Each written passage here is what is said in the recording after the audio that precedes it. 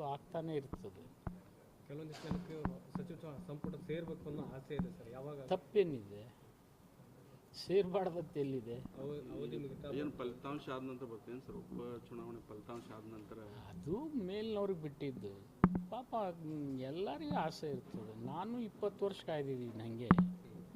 ಅದು ನಡೀದೆ, ಅವೇನಿದೆ, ಅದು ನಿರಂತರ ಪ್ರಕ್ರಿಯೆ. ಅದು ಸರ್, ಸಚಿವ ಜಾರಕಿಹೊಳಿ ಅವರು ಒತ್ತಾಯ ಮಾಡಿದ್ದಾರೆ, ಏನು ಸಚಿವ ಸಂಪುಟ ವಿಸ್ತರಣೆ ಆಗಬೇಕು ನೋಡ್ರಿ, ತಪ್ಪೇನಿದೆ ಅಂತ ನಾನೇ ಹೇಳಿದ್ದೀನಿ. ಮತ್ತು ಇನ್ನು ಅವ್ರು ಒತ್ತಾಯ ಮಾಡಿದರೆ ಏನಾಗೋದು?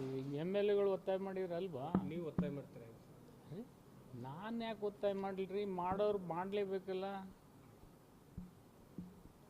ತಪ್ಪೇನಿದೆ?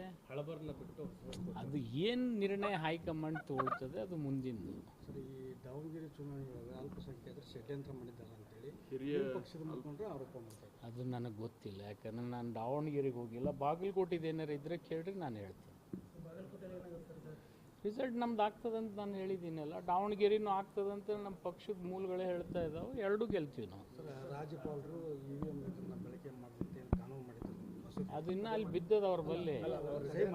ಸಹಿ ಮಾಡಿಲ್ಲ ಅಂದ್ರೆ ಮುಂದೆ ನೋಡೋಣ. ಕಾನೂನು ಮತ್ತೊಮ್ಮೆ ಸಬ್ಮಿಟ್ ಮಾಡ್ತೀವಿ, ಅವಕಾಶ ಇದೆ ಸಬ್ಮಿಟ್ ಮಾಡೋಕ್ಕೆ. ಸರ್, ಈಗ ಹಾವೇರಿ ಜಿಲ್ಲೆಯಲ್ಲಿ ಖಾಸಗಿ ಶಾಲೆಗಳು ಫೀಸ್ ಜಾಸ್ತಿಯನ್ನು ಮಾಡ್ತಿರುವಂಥದ್ದು, ಅಂದರೆ ಅವ್ರಿಗೆ ಕಡಿವಾಣ ಹಾಕುವಂಥ ರೀತಿಯಲ್ಲಿ ಯಾವ ರೀತಿ ಅಂತ ಸಭೆ ಆಗಿರ್ಬೋದು. ಈಗ ಜೂನ್ ಅವಧಿಯೊಳಗೆ 50,000 60,000 CBSE ಸ್ಕೂಲ್ಗಳು ಸರ್ ಹೆವಿ ಡೊನೇಷನ್ ಮಾಡ್ತಿದ್ದಾರೆ ಸರ್. ಒಂದು ಪಿಟಿಷನ್ ಕೊಡಿಸಿ ಒಂದು ಎನ್ಕ್ವೈರಿ ಮಾಡಿಸ್ತೀನಿ. ಹಾಂ ಸರ್. ಆ ಥರ ಯಾವ ಶಾಲೆಯವರು ಸ್ಪೆಸಿಫಿಕ್ಕಾಗಿ ಹೆಸರಾಗಿ ಕೊಡಿ. ಅದು ಎಷ್ಟು ತೊಗೋಬೇಕು, ಆ ಇತಿಮಿತಿ ಒಳಗೆ ತೊಗೊಂಡ್ರೆ ಅದು ಸರಿ. ಮತ್ತು ಇತಿಮಿತಿ ಕ್ರಾಸ್ ಮಾಡಿದರೆ ಖಂಡಿತ ಕ್ರಮ ಕೈಗೊಳ್ತೀವಿ ನಾವು. ಓಕೆ ಗೃಹ ಬಳಕೆ ಸಿಲಿಂಡರ್ ಸರ್, ನಿನ್ನೆ ಗಲಾಟೆ ಆಗಿದೆ. ಗೃಹ ಬಳಕೆ ಸಿಲಿಂಡರ್ ನಿನ್ನೆ ಗಲಾಟೆ ಆಗಿದೆ ನೋಡ್ರಿ. ನೀವು ಯಾವ ಜಿಲ್ಲೆಯಲ್ಲಿದ್ದೀರಿ? ಗೃಹ ಬಳಕೆ ಸಿಲಿಂಡರ್ ಕೊಡ್ತಕ್ಕಂಥವ್ರೆ ನಮ್ಮ ರಾಜ್ಯದವ್ರು ಇದ್ದಾರೆ, ಕೇಂದ್ರದ ಮಂತ್ರಿಗಳು. ಮತ್ತು ನೀವು ಅವ್ರಿಗೆ ಹಿಡಿಯೋದಿಲ್ಲ. ಮತ್ತು ಅವ್ರು ನಿನ್ನೆ ಒಲಿ ತೋರ್ಸಾಕತ್ತಾರೆ ಪೇಪರ್ನಾಗ. ಇವತ್ತು ನೀವು ಅದನ್ನು ನೋಡಿ ಸಮಾಧಾನ ಮಾಡ್ಕೋರಿ, ಮತ್ತೇನು ಮಾಡೋದು? ಅದು ಆಗ್ತಾನೆ ಇರ್ತದೆ.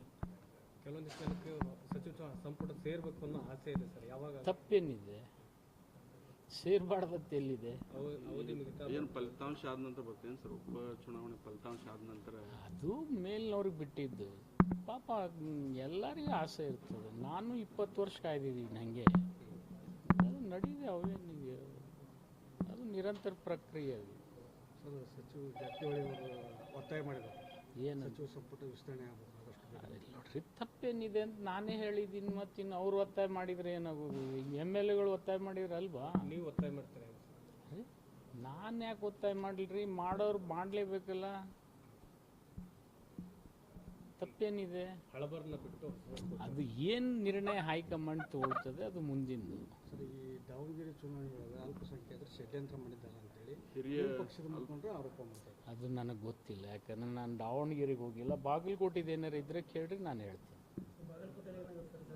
ರಿಸಲ್ಟ್ ನಮ್ದು ಆಗ್ತದಂತ ನಾನು ಹೇಳಿದ್ದೀನಲ್ಲ. ದಾವಣಗೆರೆನೂ ಆಗ್ತದಂತ ನಮ್ಮ ಪಕ್ಷದ ಮೂಲಗಳೇ ಹೇಳ್ತಾ ಇದ್ದಾವೆ. ಎರಡೂ ಗೆಲ್ತೀವಿ ನಾವು. ಸರ್, ರಾಜ್ಯಪಾಲರು EVM ಬಳಕೆ ಮಾಡಿದಂತೆ ಕಾನೂನು ಮಾಡಿದ್ದಾರೆ.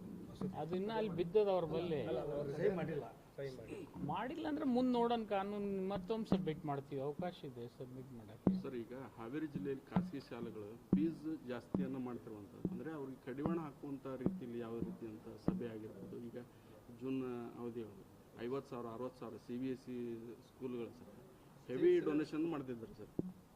ಒಂದು ಪಿಟಿಷನ್ ಕೊಡಿಸಿ ಒಂದು ಎನ್ಕ್ವೈರಿ ಮಾಡಿಸ್ತೀನಿ. ಹಾಂ ಸರ್. ಆ ಥರ ಯಾವ ಶಾಲೆಯವರು ಸ್ಪೆಸಿಫಿಕ್ಕಾಗಿ ಹೆಸರಾಗಿ ಕೊಡಿ. ಅದು ಎಷ್ಟು ತೊಗೋಬೇಕು, ಆ ಇತಿಮಿತಿ ಒಳಗೆ ತೊಗೊಂಡ್ರೆ ಅದು ಸರಿ. ಮತ್ತು ಇತಿಮಿತಿ ಕ್ರಾಸ್ ಮಾಡಿದರೆ ಖಂಡಿತ ಕ್ರಮ ಕೈಗೊಳ್ತೀವಿ ನಾವು. ಓಕೆ ಗೃಹ ಬಳಕೆ ಸಿಲಿಂಡರ್ ಸರ್, ನಿನ್ನೆ ಗಲಾಟೆ ಆಗಿದೆ. ಗೃಹ ಬಳಕೆ ಸಿಲಿಂಡರ್ ನಿನ್ನೆ ಗಲಾಟೆ ಆಗಿದೆ. ನೋಡ್ರಿ, ನೀವು ಯಾವ ಜಿಲ್ಲೆಯಲ್ಲಿದ್ದೀರಿ? ಗೃಹ ಬಳಕೆ ಸಿಲಿಂಡರ್ ಕೊಡ್ತಕ್ಕಂಥವ್ರೆ ನಮ್ಮ ರಾಜ್ಯದವ್ರು ಇದ್ದಾರೆ, ಕೇಂದ್ರದ ಮಂತ್ರಿಗಳು. ಮತ್ತು ನೀವು ಅವ್ರಿಗೆ ಹಿಡಿಯೋದಿಲ್ಲ. ಮತ್ತು ಅವ್ರು ನಿನ್ನೆ ಒಲಿ ತೋರ್ಸಾಕತ್ತಾರೆ ಪೇಪರ್ನಾಗ. ಇವತ್ತು ನೀವು ಅದನ್ನು ನೋಡಿ ಸಮಾಧಾನ ಮಾಡ್ಕೋರಿ, ಮತ್ತೇನು ಮಾಡೋದು?